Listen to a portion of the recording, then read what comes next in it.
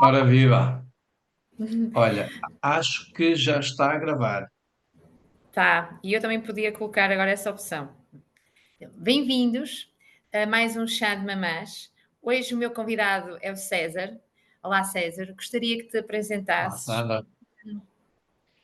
Olá, viva, muito boa tarde. Então, eu sou o César Chaves, sou professor na Escola Superior de Desporto e Lazer do Instituto Politécnico de Viana do Castelo, mas também sou formador na Manso Produções. E as minhas áreas de especialização têm a ver com o exercício para populações especiais, obesos, diabéticos, grávidas, etc. E também falo um pouquinho de nutrição, de fitness, de musculação, e de outras áreas, mas estas são as minhas principais.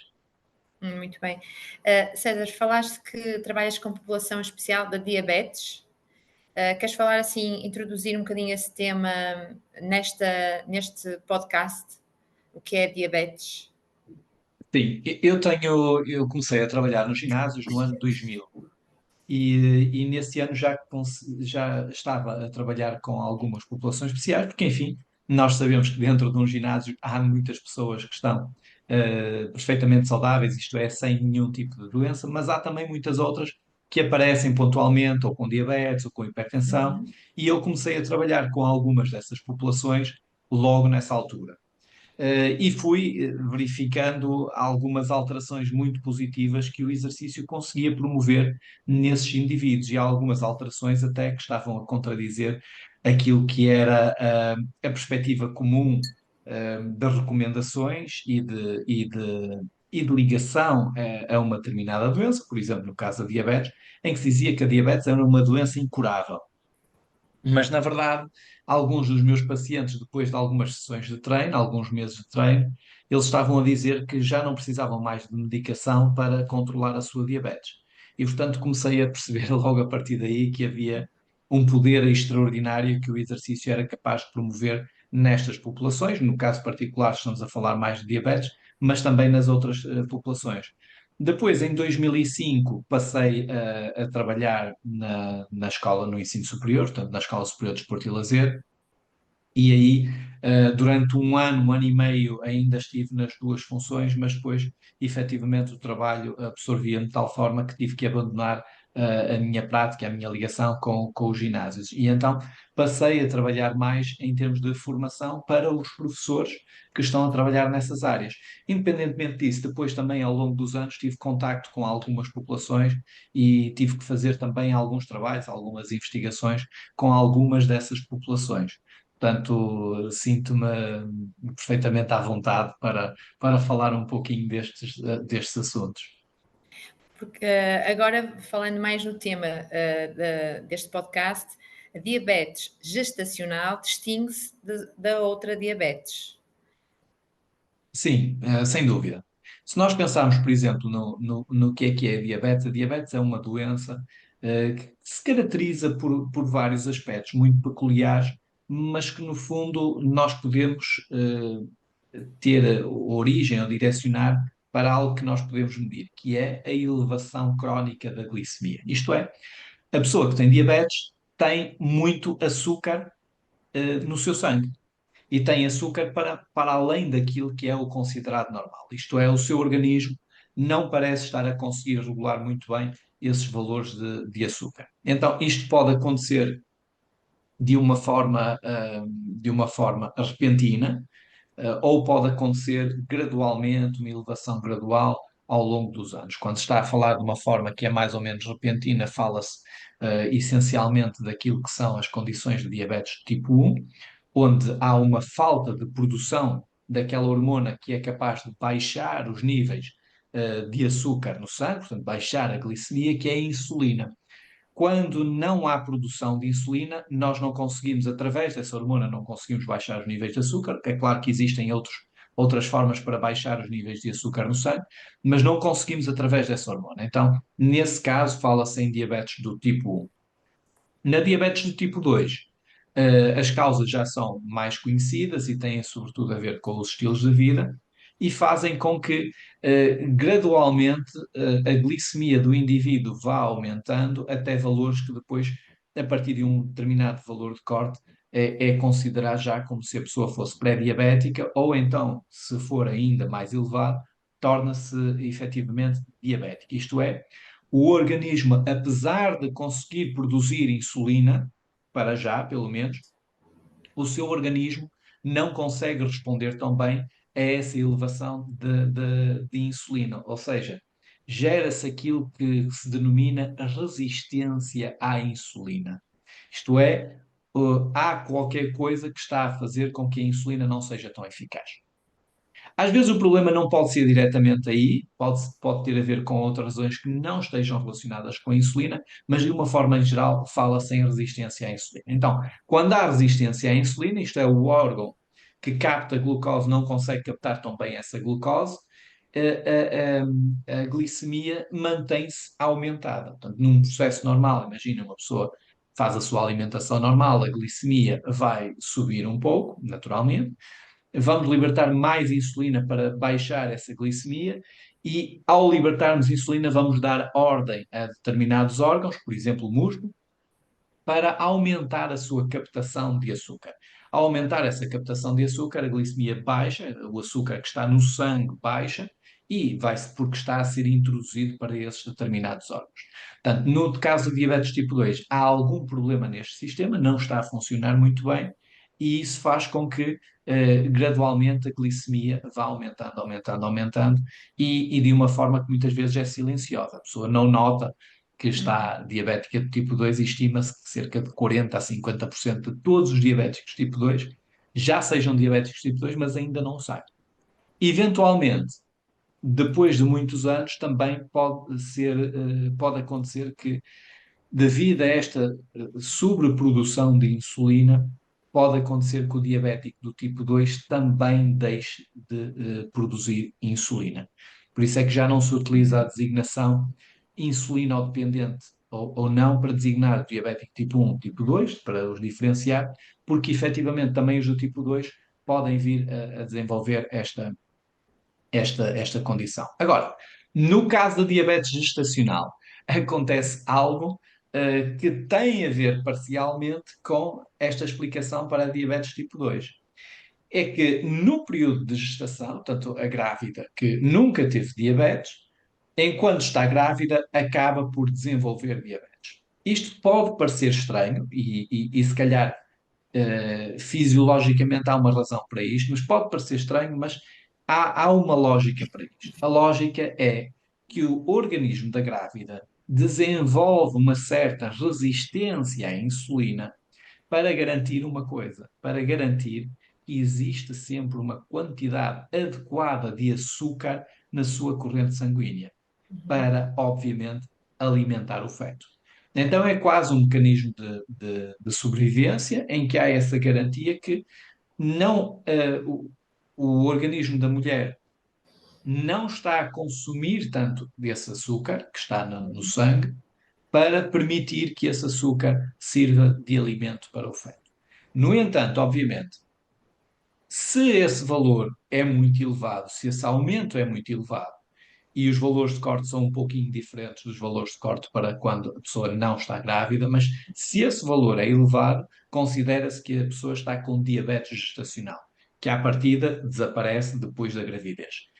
E se esse valor for demasiado elevado, o que acontece é que o açúcar em excesso também pode ser prejudicial ao feto, e então o feto vai também ele ter que aumentar a sua produção de insulina, a tal hormona que faz baixar os níveis de açúcar. Só que a hormona insulina é uma hormona anabólica, extremamente anabólica. E isso significa que se o feto estiver a produzir insulina em excesso, vai trazer ou pode trazer algum tipo de complicações fisiológicas também para o feto. Uma das formas mais evidentes é, já que a insulina é uma hormona anabólica, o feto vai crescer um pouco mais rápido e vai aumentar de tamanho, e no final da gravidez ele tem um tamanho um pouquinho mais acentuado. Mas depois pode dar origem a outros problemas também, imediatamente ou mais tarde, na vida desse ser humano. Eu- Desculpa, Sandra, a explicação às vezes pode ser um pouquinho longa demais, mas é importante também para nós conseguirmos definir claramente Uhum. estes termos e estas expressões. Sim, eu estava a gostar, a ouvir atentamente, tanto que coloquei aqui uns apontamentos, que é, tu falaste em relação a sintomas. Não há sintomas que as pessoas possam estar atentas a essa situação do diabetes tipo 2 ou mesmo a mulher grávida, que possam ser indicadores disso? Os sintomas são mais ou menos semelhantes àqueles que ocorrem fora da gestação. Como? E os mecanismos explicativos são muito simples. Como há muita glicemia e essa glicemia em excesso faz mal ao organismo, o organismo tenta, de alguma maneira, diluir a quantidade de açúcar que está no sangue. Ao tentar diluir essa quantidade de açúcar que está no sangue, o que vai fazer é que vai obrigar as suas células, que têm uma determinada quantidade de água, vai obrigar as suas células a cederem essa quantidade de água e a enviarem essa quantidade de água para a corrente sanguínea. Se enviarem quantidade de água para a corrente sanguínea, obviamente que, havendo mais água na mesma quantidade de sangue que existia, havendo mais água, obviamente a concentração do açúcar vai diminuir. Não nos podemos esquecer que aquilo que nós medimos é a concentração de açúcar no sangue. Quando falamos que tem 90 miligramas por decilitro de sangue, estamos a falar de uma determinada concentração. Então, ao haver mais água nesse, nesse sangue, vamos aumentar o volume sanguíneo e vamos diminuir a concentração, é certo, mas vamos também aumentar o volume sanguíneo. Esse aumento do volume sanguíneo tem como consequência imediata, por exemplo, algum aumento da tensão arterial, e por isso é que muitas pessoas têm uma tensão arterial, muitos diabéticos têm uma tensão arterial mais elevada, e inclusivamente esse pode ser um problema bastante grave no caso das grávidas, sobretudo quando o aumento da tensão arterial é súbito. Se calhar mais à frente podemos falar desses problemas das pré-eclâmpsias e afins. Mas isto acontece, este aumento da tensão está a acontecer e o organismo também, para tentar compensar este aumento da tensão, o que ele vai fazer é inibir a ação de algumas hormonas que fazem a retenção de líquido. Para quê? Para tentar expulsar este aumento de volume que se está a verificar na corrente sanguínea. Então, um dos sintomas é efetivamente a pessoa vai ter mais urina para deitar fora, vai ter aquilo que se chama poliúria, vai urinar muito mais frequentemente nesses casos. Por isso, muitas vezes, acontece as pessoas durante a noite estarem a acordar várias vezes para irem ao quarto de banho. Então, este é um processo que tenta lidar com estas alterações e, por isso, o estar a urinar várias vezes pode ser um sintoma de que a pessoa está com diabetes. Pode ser por muitas outras razões, mas também porque está com diabetes. E como está a urinar muito, Tem também sede. vai ter vontade de beber muito. Tem muita sede. As suas células estão a dizer: eu cedi a minha água e eu agora estou com sede, eu preciso Claro. de beber mais alguma coisa. E então a polidípsia também é uma característica muito, muito acentuada Uhum. no diabético. E isso faz com que ele esteja sempre numa situação em que está a urinar muito e está a consumir muita água. Aliás, o próprio termo diabetes é um termo que tem origem numa palavra que designa sifão, porque Designa? efetivamente, Não entendi. sifão, Ah, um sifão, ok. sifão, porque efetivamente reparava-se na altura que havia pessoas que colocavam muita água, não é? Estavam a beber muita água, mas aquela água estava sempre a sair. Então Uhum. dizia-se que aquelas pessoas pareces um sifão. Há qualquer coisa que não está a funcionar muito bem contigo, tu pareces um sifão. E só Ok. mais tarde, depois, percebia-se então que havia estes desequilíbrios líquidos, e só mais tarde, então, alguém tentou entender e adicionou o sufixo melitos, Uhum. porque para essa urina toda que as pessoas estavam a deitar fora, eles repararam que havia algumas características que as formigas gostavam muito da urina de algumas pessoas e não de outras. E então Uhum. alguém decidiu provar a urina. Certo. E ainda é um tratamento médico médico, não sei se será médico, mas um tratamento que muitas pessoas ainda fazem, esse tipo de urinoterapia. Mas naquele caso específico, alguém decidiu provar a urina e descobriu que tinha sabor a mel. E daí o melitus. Por isso se Uhum. fala em diabetes mellitus, para separar da diabetes insípida, que é um outro tipo de diabetes que não tem a ver com aquilo que nós estamos a falar. Portanto, diabetes mellitus. Então, um dos sintomas claramente será a pessoa tem sede, está sempre a urinar, mas também depois há outros, como o aumento da tensão arterial, como perder peso ou ganhar peso muito rapidamente, enfim, Uhum. há muitos outros sintomas, mas muitas das vezes as pessoas não ligam a estes sintomas, acham que é uma coisa que é natural, que é com a idade, porque num primeiro ano levantam-se apenas uma vez por noite para ir urinar, mas depois no segundo ano, ou passado 6 meses, já se estão a levantar duas e depois três, mas vão achando que isto é uma coisa relativamente normal. E depois, como muitas vezes também não vão ao médico, não vão ao médico com uma determinada frequência, normalmente vão quando têm algum problema, mas como não estão a perceber que isso é um problema, só acabam por ser detectadas com diabetes, se calhar anos depois de já serem diabéticos. Portanto, no caso da gravidez, isto também estes sintomas também podem ocorrer, claro, num período de tempo que é naturalmente muito mais reduzido. E deixa-me só acrescentar, Sandra, Uhum. que o próprio peso às vezes ignoramos e pensamos que o urinar muitas vezes é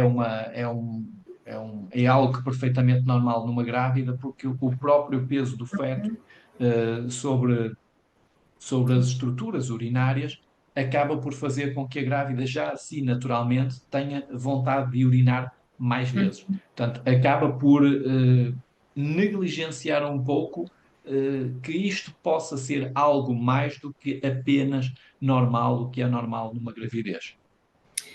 César, há pouco também estavas a falar dos testes que as pessoas fazem. Consegues falar um bocadinho dos testes para diagnosticar a diabetes nas grávidas? Os métodos que Sim, há? Hum.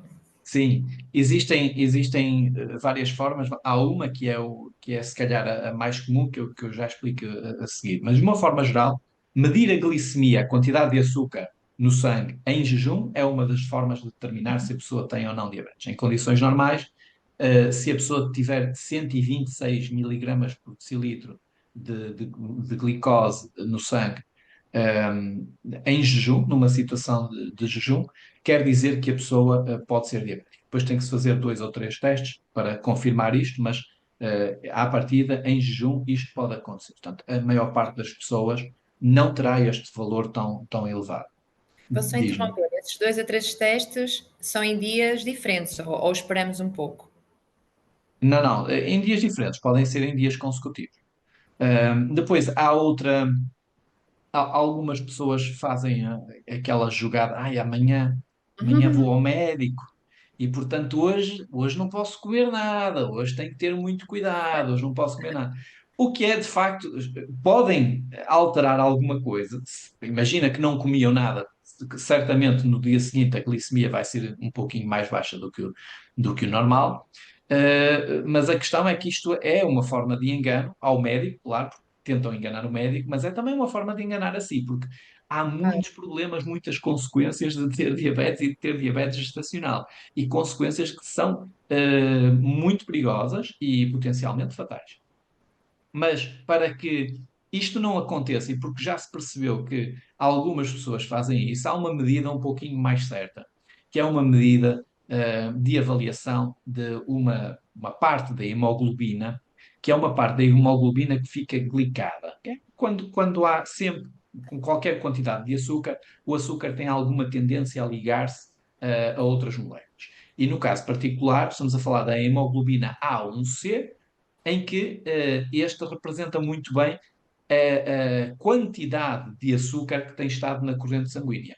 Se essa hemoglobina A1C glicada for maior, significa que houve uma maior quantidade de açúcar no sangue nos últimos tempos. E como a hemoglobina é estável, ou seja, é uma molécula que dura algumas semanas, essa glicemia esse valor vai refletir a glicemia média dos últimos dias e das últimas semanas também. Portanto, é indiferente se a pessoa no dia anterior come ou não come, porque essa molécula é capaz de detectar e de iniciar qual foi a glicemia que está que esteve. Portanto, se for acima de 6,5%, no caso em específico, designa-se que a pessoa tem diabetes. E mesmo que, no caso particular da glicemia em jejum, não ter dado esse valor de Uhum. 126.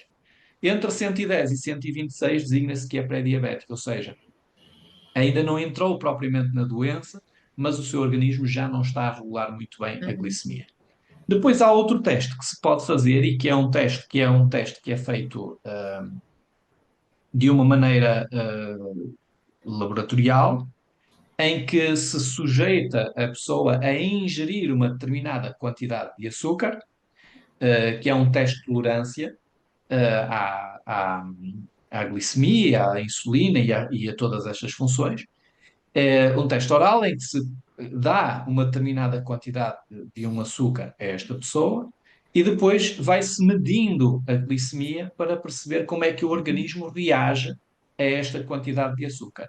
E de Olha, uma forma Sérgio, geral, eu diz? estava a rir porque essa minha experiência foi assim, foi absolutamente extraordinária, porque eu entrei para apreciar a bebida e eu, isto até nem é mau. E comecei a ver aquilo de uma forma, pelos vistos, lenta, porque depois entrou lá a analista, não sei como é que se chama, e ela ainda está com isso na mão, e eu, porque ela é para beber rápido, e eu, ai meu Deus, pá, e foi assim, custou um bocadinho, confesso, por isso estava-me a rir, porque esse teste, para esquecer, mas é uma parte, E, é uma experiência e minha, ele convém que seja todo de uma só vez, para pois, efetivamente nós podermos avaliar da melhor forma como é que é a elevação. Claro que se bebermos uhum, pouco de cada vez, a elevação também corre o risco de ser claro, menos acentuada e eventualmente mais prolongada, porque o problema é o que é que acontece ao final de algum tempo. Então, se nós uhum, estivermos sempre a tomar aos poucos, ele vai dizer que está mais elevado ao final desse determinado tempo e isso pode denunciar diabetes, apesar da pessoa potencialmente até poder não ter. Então, o padrão comum é a elevação da glicemia e depois uhum, gradualmente essa glicemia vai baixando. E o que se mede é qual é o valor que existe de glicemia eh, dessa glicemia uhum, 2 horas depois da pessoa ter tomado essa quantidade desse açúcar. E também se pode avaliar qual é a dinâmica durante, para uhum. fazer alguma classificação. Portanto, estas são as formas que normalmente se utilizam para saber se a pessoa efetivamente está com diabetes ou não. Obrigada, César. E uma das formas que mencionaste para baixar o açúcar no sangue, eu presumo que seja o exercício. O exercício, sim, porque a insulina é extraordinariamente importante. Como é que a insulina cumpre o seu papel? Em princípio, vamos imaginar que temos uma célula muscular, essa célula muscular tem algum açúcar dentro da célula, porque precisa de açúcar para funcionar, e o objetivo é, enquanto vai gastando esse açúcar, também captar açúcar da corrente sanguínea. Então, o que acontece quando nós fazemos uma alimentação no almoço normal, ou comemos alguma coisa com macronutrientes com uma distribuição perfeitamente normal, aquilo que vai acontecer é que a glicemia vai aumentar naturalmente e tem que o organismo, para dizer para onde essa glicemia se deve dispersar, a insulina vai então dar um sinal às células, é um sinal para captarem essa glicose. Então a insulina funciona quase como uma campainha, a insulina toca na campainha da célula e a célula lá dentro ouve essa campainha e lá dentro tem uns transportadores específicos para se deslocarem do interior da célula até à parede da célula, até à membrana celular, para captar mais glicose. Então, alguns desses transportadores são muito sensíveis à ação da insulina. Quando a insulina toca, esses transportadores vão lá, captam o açúcar, colocam o açúcar dentro da célula e fica tudo resolvido. Mas há outros transportadores que são especialmente sensíveis à atividade física.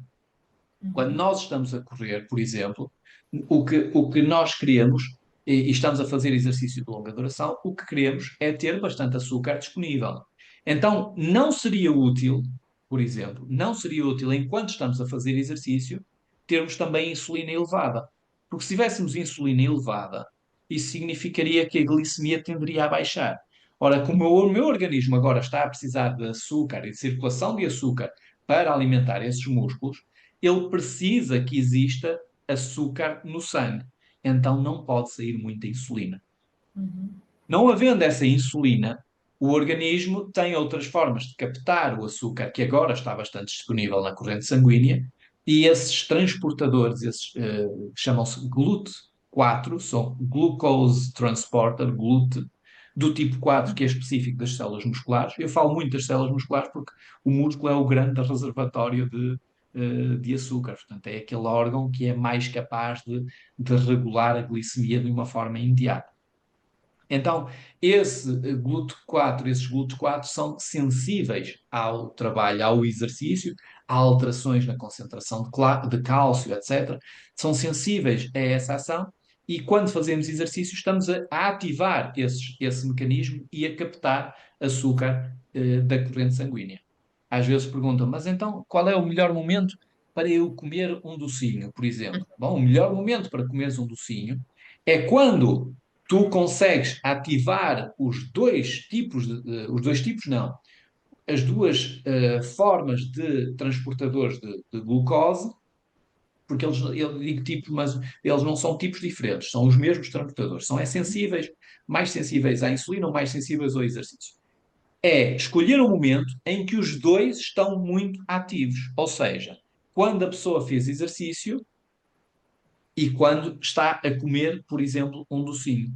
Se a pessoa está a comer um docinho, vai ativar a insulina, e se a pessoa fez exercício, vai ativar também os transportadores de glucose, que são especialmente, se expressam, aumentam a sua atividade, especialmente quando se fez exercício. Portanto, o ponto menos perigoso para comer um docinho é nessas circunstâncias, é depois de ter feito exercício. Ok. Há pouco falaste em relação da pré-eclâmpsia. Queres falar mais um bocadinho o que é isso e porque é que é perigoso? Pronto, essa é uma situação muito perigosa em que há uma alteração fisiológica muito aguda, muito grave, muito acentuada, em que há alterações hemodinâmicas bastante relevantes. Isto é, de uma forma repentina, a circulação sanguínea começa a ser afetada e começa a ser afetada particularmente por um aumento muito significativo da tensão arterial. Esse aumento muito significativo da tensão arterial pode causar, logo à partida, como qualquer aumento de tensão arterial em indivíduos normais, pode causar pequenas derrames ou embolias ou outro tipo de acidente vascular. Porquê? Porque os pequenos vasos capilares eles têm alguma circulação sanguínea lá, mas esses pequenos vasos capilares estão, obviamente, são frágeis porque são extremamente finos, são extremamente, o objetivo deles é dispersar muito o sangue e fazer com que o sangue chegue à maior quantidade de células possível, mas se houver demasiada tensão arterial e não houver muitos capilares abertos, porque é normal, atenção, elevarmos a tensão arterial é normal em algumas situações. Quando fazemos exercício, a tensão Uhum. arterial eleva-se de uma forma absolutamente normal. Agora, o que acontece é que se nós não tivermos muitos desses capilares abertos, eles não conseguem, de uma forma imediata, adaptar-se ao volume de sangue que está a ocorrer para eles. E isso significa que pode haver alguma ruptura nesses pequenos vasos sanguíneos. E nós podemos imaginar que isso é perigoso tanto para a mãe, mas obviamente isso será perigoso também para o feto. Portanto, é uma situação que é uma situação extrema e é uma situação que requer um tipo de acompanhamento e de atendimento que é, obviamente, imediato. César, para resumir, quais são os benefícios do exercício físico nessas situações em particular? Já falaste da diabetes, não é? Em relação ao aproveitamento do açúcar que está no sangue. E E agora, relativamente à pré-eclâmpsia, de que forma é que o exercício pode surgir como prevenção dessas duas situações? O exercício, de uma forma geral, o exercício tem-se revelado como uma ferramenta absolutamente fantástica para todas as circunstâncias, mesmo quando há uma gravidez. E de uma maneira geral, aquilo que acontece é que o risco de qualquer tipo de complicações é menor quando a pessoa faz exercício. Antigamente, pensava-se que quando a pessoa estava grávida devia evitar ao máximo qualquer tipo de atividade física, porque as atividades físicas poderiam comprometer aquilo que seria a irrigação sanguínea normal para o feto. Ou seja, se a mulher está a fazer exercício, esse sangue precisa ser desviado para os músculos em atividade, e portanto podia correr o risco de não haver muito sangue para o feto. Isso descobriu-se, passado algum tempo, descobriu-se que não era verdade. Sim, é verdade que em situações muito extremas, quando o exercício é muito, muito intenso, de facto há menos sangue para o feto. Mas como a mulher também não consegue aguentar exercício muito intenso durante muito tempo, a quantidade de tempo em que o feto fica afetado por ter menor circulação sanguínea é também muito pequena. Então as consequências são nenhumas, de uma forma geral, e se a gravidez for uma gravidez de baixo risco ou sem risco, uma gravidez normal. Então, tudo aquilo que é melhoria de situações como a fadiga, que ocorre muitas vezes com a gravidez, de acumulação de líquidos, sobretudo nos membros inferiores, de depressão, o próprio estado de ânimo, de força, os valores de força, de capacidade para lidar com as tarefas do dia a dia, com os valores do próprio feto, os valores de apegar, que acabam por ser acabam por ficar de uma forma mais positiva, com valores que são melhores do que aqueles das pessoas que não fazem atividade física, no caso das mulheres que não fazem atividade física. Os riscos durante o parto também são menores, ou seja, há uma panóplia muito grande de benefícios, para além dos benefícios que são os benefícios naturalmente trazidos pelo exercício, há muitos benefícios para aquelas pessoas que estão num processo de gravidez. E por isso, hoje em dia, diz-se que mesmo as pessoas que eram previamente sedentárias, hoje em dia, quando estão grávidas, devem iniciar um programa de atividade física. Um programa de atividade física que tem que ser direcionado para elas. Não Uhum. vai ser um programa de atividade física, ou melhor, pode ser um programa de atividade física com características absolutamente normais. Não está otimizado para aquela pessoa, porque aquela pessoa precisa de ter alguns cuidados, que são alguns cuidados específicos para a sua condição. Independentemente disso, e especificamente, o risco para ter pré-eclâmpsia é muito diminuído, é muito mais reduzido quando a pessoa está a fazer exercício. O organismo sabe muito bem como lidar com a quantidade de proteínas que está no seu organismo, sabe muito bem como lidar com esses aumentos da tensão arterial, a circulação sanguínea também é muito melhor, a glicemia também está mais controlada. Portanto, há toda uma série de benefícios que fazem com que o risco para a mulher e o risco para o feto sejam muito menores quando se faz atividade física. E porque acho eu que todos nós queremos que a nossa criança seja o mais saudável possível, é quase imperativo, ou deveria ser quase imperativo, mesmo quando se trata de mulheres sedentárias, deveria ser quase imperativo, se estão grávidas, comecem, por favor, a fazer um plano de exercício físico, um plano que seja adequado a si, adequado à fase da gravidez em que está e, sobretudo, que tenha um acompanhamento, personalizado, se possível, com alguém que entende de exercício na gravidez. Portanto, é quase um crime, não é? Eu colocaria, se calhar, num ponto mais alto ainda do que uma grávida que está a fumar ou uma grávida que vai beber álcool. Eu acho que realmente não fumar, não beber álcool era extraordinariamente importante. Fazer exercício será pelo menos tão importante quanto isso. Eu estou de acordo contigo, César, mas estou suspeita. Não sei se tens assim mais algum assunto que aches pertinente abordarmos. Queres acrescentar? Olha, o tema, como o tema era, o tema que me convidaste era essencialmente acerca da diabetes e da diabetes na gravidez. É óbvio que nós estamos a tocar aqui em alguns dos pontos que são os pontos principais.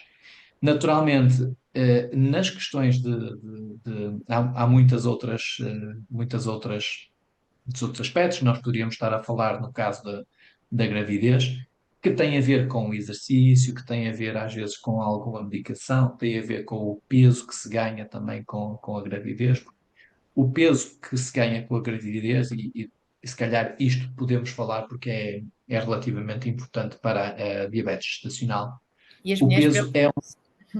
preocupam-se muito, claro, preocupam-se sempre, fora da gravidez, mas preocupam-se também com a gravidez, e há valores dentro daqueles que são considerados valores normais para a pessoa aumentar de peso, eh, mas é muito importante considerar o seguinte: um dos fatores absolutamente relacionados com o desenvolvimento de diabetes tem a ver com a acumulação de gordura em dois órgãos, no fígado e nos rins.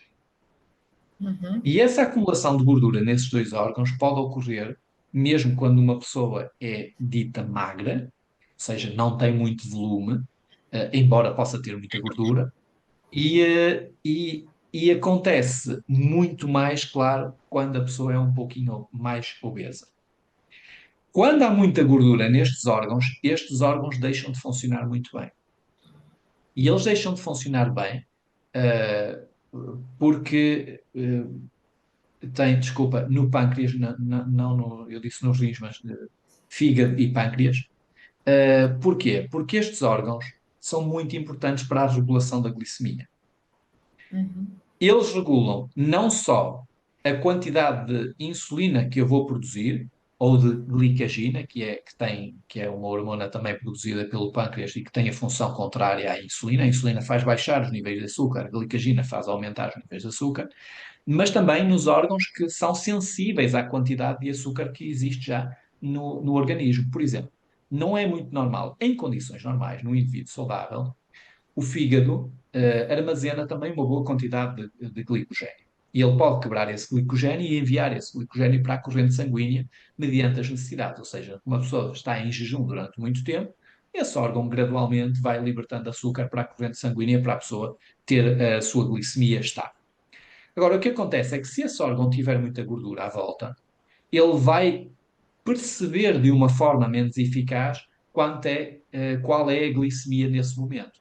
E ao perceber de uma forma menos eficaz, o que vai acontecer é que, por exemplo, ele não sabe que a glicemia já está um pouquinho elevada e vai continuar a libertar açúcar para a corrente sanguínea e vai continuar a manter esses valores mais elevados.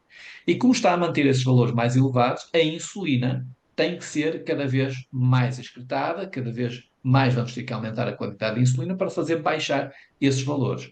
Mas os dois órgãos não estão a funcionar muito bem, simplesmente porque eles não conseguem ser tão sensíveis àquilo que está a acontecer no organismo. Então, um dos fatores absolutamente essenciais para a pessoa deixar de ser diabética e controlar muito melhor a sua diabetes é reduzir a gordura nesses órgãos. Para reduzir a gordura nesses órgãos, é óbvio que nós podemos utilizar o exercício de uma forma geral, mas há formas de exercitação que parecem ser um pouco mais eficazes do que outras, timings de exercitação também, para potenciar a perda de gordura nesses órgãos. Portanto, quando a grávida é sedentária, é possível, sendo sedentária e aquilo que se chama às vezes uma falsa magra, isto é, não tem muito volume, não parece, uma pessoa olha para ela, não parece uma pessoa daquilo que se Uhum. designa como excesso de peso ou com obesidade, mas também tem pouco músculo. E aquele pouco volume que lá está é essencialmente gordura. E essa gordura não está só subcutânea, ou seja, debaixo da pele, mas está também nos órgãos. E quanto mais a gordura ela tem nesses órgãos, mesmo sendo magro, designadamente com o peso correto, maior é o risco dela desenvolver diabetes e também diabetes gestacional. Daí que seja, mais uma vez, extraordinariamente importante a pessoa controlar o seu peso, fazer exercício, mas também controlar o seu peso. E lá está, o exercício é uma forma de haver esse controle do peso. Sim, certamente. Por várias formas, porque não só se gasta energia com o exercício, mas também o exercício, é capaz de atenuar o apetite. Ou Uhum, seja, a pessoa gasta energia com o exercício e come menos simplesmente porque tem menos vontade de comer. É aquilo que se designa anorexia induzida pelo exercício. Portanto, é uma ótima forma de fazer exercício, colocar exercício, é uma ótima forma de conseguirmos emagrecer ou manter o peso sem nos esforçarmos muito para isso, sem custar muito. Isto é, as pessoas estão numa dieta, só dieta com baixa de calorias da alimentação, mas sentem fome. uhum. E muitas vezes não é possível manter essa dieta de muito tempo, simplesmente porque a pessoa desiste. Está sempre com fome, tem sempre vontade de comer mais e chega a um ponto em que desiste.